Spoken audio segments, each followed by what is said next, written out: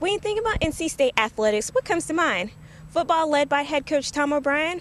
Or how about the two national championships by the men's basketball team? And everyone remembers 1983 when Jimmy V was running around after winning it all. But what about the rifle team? It's the least talked about sports in NC State athletics, but the rifle team has been able to hold its own with success. To find the team, you must venture to the basement of the historic Reynolds Coliseum, where the team, led by Coach Keith Miller, practices a couple of days a week. Miller was a member of State's rifle team and was a two-time captain before he graduated in 1985 with a degree in electrical engineering. Miller would help out the team years after graduating, but never planned on becoming a head coach, but that would change. When I was 9 years old, I joined a junior club that at that time was actually run at NC State. It was the Wolflets Junior Rifle Club. And they shot the NRA program where you do qualification. And I guess I stuck with that through late in high school.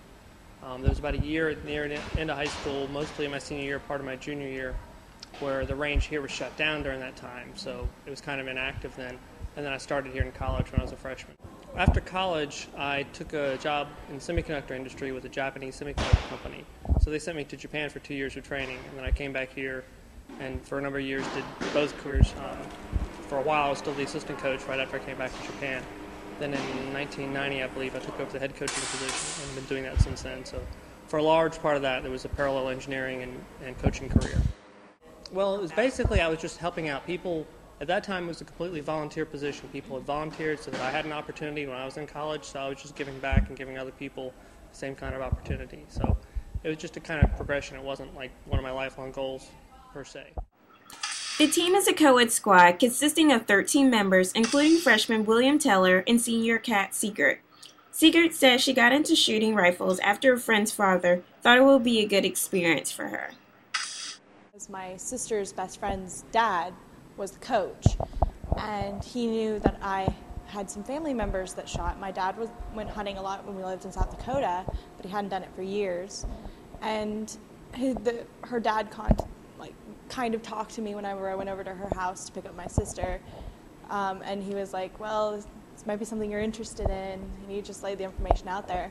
And then about 2 weeks before school started my freshman year, I sent a request out. I was like, because we'd had the sign-up sheet at the end of my middle school years, and I'd signed up interest, and so I'd contacted him and asked him if he could take me out just for a couple minutes and see if it was something that I wanted to do.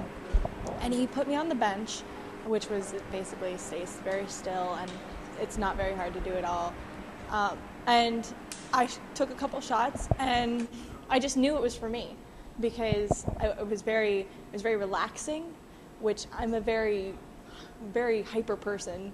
And so to have to be able to sit there and relax and think about just one step at a time, it did wonders for my concentration and focus.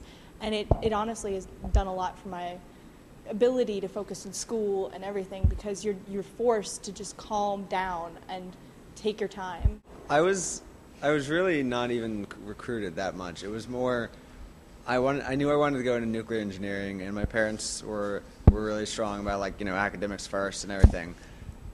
So I just looked at schools that offered nuclear engineering, and then the rifle team was like my secondary goal of like my school choice.